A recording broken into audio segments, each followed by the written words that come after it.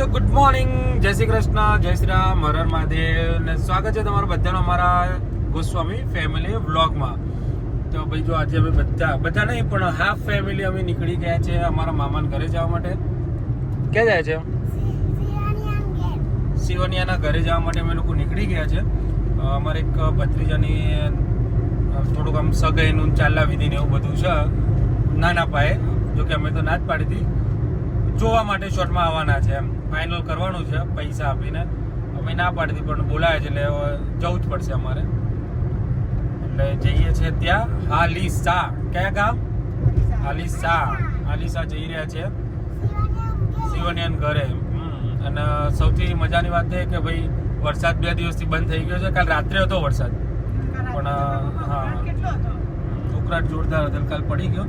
અને આજે તો તડકો કાઢ્યો છે એટલે કપડાં સુકવવાની મજા આવશે, પણ મશીન પાછું ફરતી બગડ્યું છે. હવે મશીનો બધા જોડે લીધેલા છે ને, એક એક કરીને મશીન બગડવા માંડ્યા છે. હવે નવા મશીનો લાવવા પડશે. મિત્તલ માસીને નવું મશીન આવે પછી જ આપણે લાવવાનું. એટલે મિત્તલ માસી લાવી એટલે આપણે લાવીશું, ત્યાં સુધી આપણે નહીં લાવવાનું.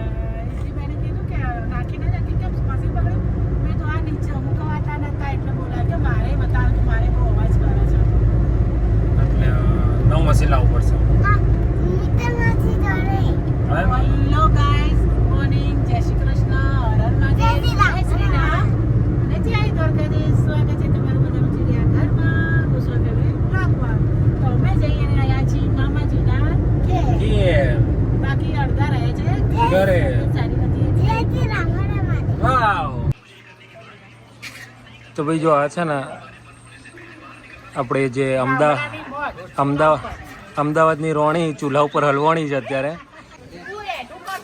પેલબાદ લઈ જાય ભાઈ, આ બધા લાવજો એના. એટલે ધુમાડાની અંદર જે કદાચ લપેડા કર્યા હોય ને બધા લપેડા અત્યારે બધા નીકળી જવાના એના. બ્યુટી પાર્લરના પાવડરના હશે ધરા. તો ભાઈ જો આ દેરાણા જેઠાણા છે. તરી ને એ તો સાઈઝ ઉપરથી ખબર પડી જાય કે દેરાણા જેઠાણા કોણ છે. દેરાણી કઈ ને જેઠાણી કઈ એમ. હવે એ વસ્તુ મેઇન વસ્તુ એ છે કે આ બે સિટીની જ છે. એટલે એક અમદાવાદી ને એક નડિયાદી. હા, ચૂલા ઉપર બેસાડી દીધા છે બંને જણાના. એક દેરાણી વણે અને જેઠાણી તળે છે. કેવી મજા આવી છે. આ ઓરિજિનલ એમ ઓરિજિનલ જગ્યાએ બેસાડી દીધા છે. અમારે મુજબ આવું જ હતું, શાક ને બધું અંદર વઘારવાનું, પણ આવું બધું રોટલા ને બોટલા બધું છે ને ચૂલા બહુ મજા આવે. પણ આના જે ચૂલા ઉપર જે બનાવેલી વાનગી હોય ને ખાવાની મજા આવે, એનો ટેસ્ટ જ હા મસ્ત લાગે. તો ભાઈ પૂરીઓ બની રહી છે અમારે ખાવા માટે, જે મને નહીં ભાવતી.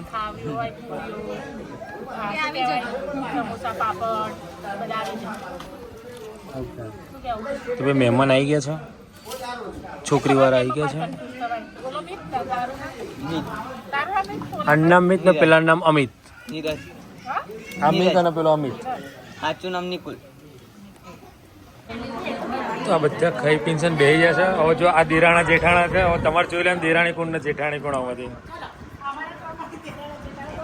આ 3 દેરાણા જેઠાણા છે. આ 1 નંબર, પેલા 2 નંબર અને છેલ્લી આ 3 નંબર. બસ કહી દીધું મેં.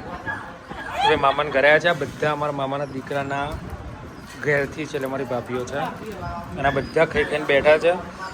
અને અમારા ફેમિલીમાં એવું છે કે બધા ખાતા પીતા ઘરના છે, એટલે કોઈને ઓછું થવું એકબીજાને ઓછું નહીં થવા દેતા. એમના ત્યાં આવે ને એટલે ખવડાવે છે વધારે એકબીજાને વધારે ખવડાવે છે. એટલે કે જેઠાણીને એવું લાગે કે મારી દેરાણી પતલી થવા આવી છે એટલે 2 રોટલી વધારે ખવડાવી દે, એટલે પતલી ના થવી જોઈએ એમ.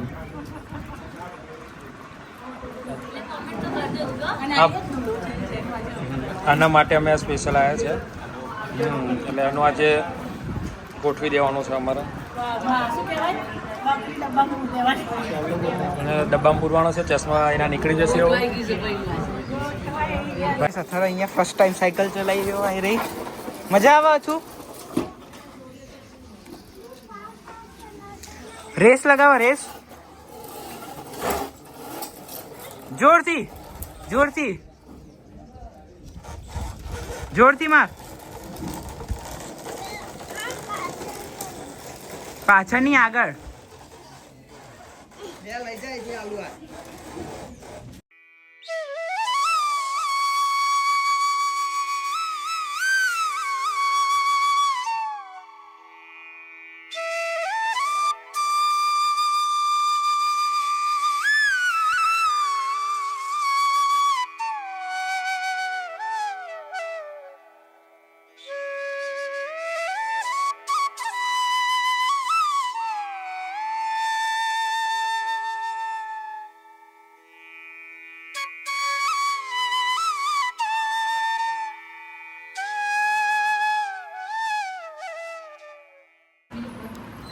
તો અત્યારે અમે આવ્યા હતા મારા મોટા મામાના ઘરે અને જો આ ગામડાની મજા આમ જ છે. મગફળી બેઠા બેઠા બધા જો અમાર મોટી ભાભીઓ અને ભાઈ બધા અહીંયા મગફળી લઈને બેસી ગયા છે. આમાં પ્રસંગ હતો, પ્રસંગ પૂરો થયો ને એટલે એવા નવરા બેઠા જ કામ. હજી અમને પૂરું થતું નથી. હજી પૂરું થતું ને હજી જોયા છે સંશોધન ત્યાં છે ને. અને અમારા મોટા મામી છે, બાના મોટા ભાભી. આ અમારા મોટા ભાઈ છે, મોટા મામાના મોટા દીકરા. આ બીજું ઘર. તો ફાઇનલી ગાઈઝ અમે લોકો ઘરે આવી ગયા છે. મામાના ઘરેથી મામાના ઘરે મોજ એવું કહેવાય. એટલે મામાના ઘરે મોજ કરીને આવી ગયા છે.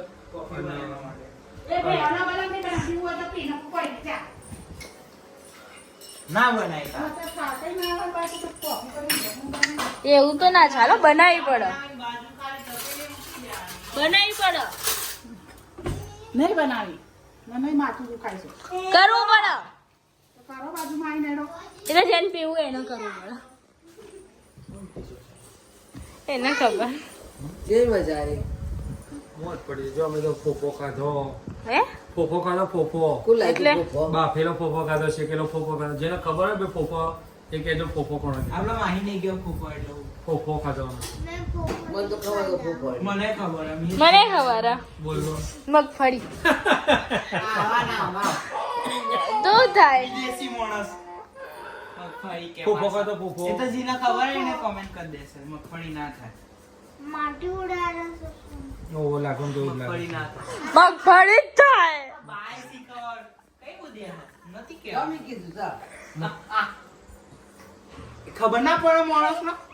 મગફળી કહેવાય. મારી ફોફો મૂચો આવે. બટાકાનું શાક, દાળ ભાત, પાપડ, ભજીયા અને પૂરી. ના ઢોકળા નથી, ભજીયા લાપસી હતી. આટલું ખાધું અમે. પણ મારે તો પેલો મારા જોડે ખા બેઠો તો શાક તો મેં ખાધું જ નતું. અથરો એ શાક મેં દાળ ભાત પછી ખાઈ લીધા શાંતિ. ના પણ બધું હતું, શાક નતું આવતું. હા મેં એ જ જોયું તું. પછી મેં કીધું જા પડ્યું છે, પણ પછી મેં કીધું જા નહીં ખાવું હતા. મેં એટલે જ પૂરી રાખી હતી. તો દાળ ભાત ખાઈ લીધા. મેં એકને કીધું આવશે ને ચાર આખી પાંચ પૂરી ભજીયા ખાઈ રાખી. લીધા. ના કે બીજા બધા ના કહેતા ને આપણે એકલા કહીએ તો લાગે. હા લાગુ. તમે બધા નાચ્યા છો. તમારે આ બીજા નહીં માગતા કે ડાચ્યા થઈ ગયા છે. તો ઘરના જ છે પાછા, બહારના હોય તો સમજીએ. હું તો મારી જાતે જ ખાવા બેઠી હતી, જાતે જેટલું જોઈતું હતું એટલું જ લઈને આ ખાવા. બધા તપેલા બાજુ બેઠા હતા, ડાયરેક્ટ તપેલા. એટલે એમને ખબર હતી કોણ તપેલું આલવું, એટલે તપેલા જોડે બેસી જતી એ તપેલું માણસ જોઈને બેઠા હતા. માણસ જોઈને તપેલું આલી દીધું. એમ તો પૂરીઓ કાચી હતી.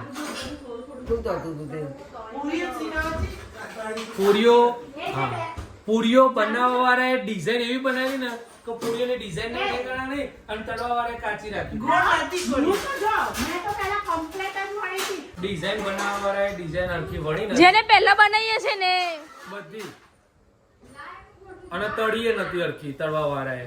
અમે તો હરખી જ તારી હતી. કશું નહીં, નથી તારી. પહેલા જતા આવી ને બીજા બાજુ બનાવવા હરખી બનાવીને તરનારો કાચું જ તળે ને. તો જાડી પાતળી બનાવ્યા પછી એવું જ થાય ને. જાડી બનાવી દીધી છે. કોણે બનાવી છે? હા એ કાવ્યા કઈ જેવું કરતી હતી? કોણ છે આમાં? આ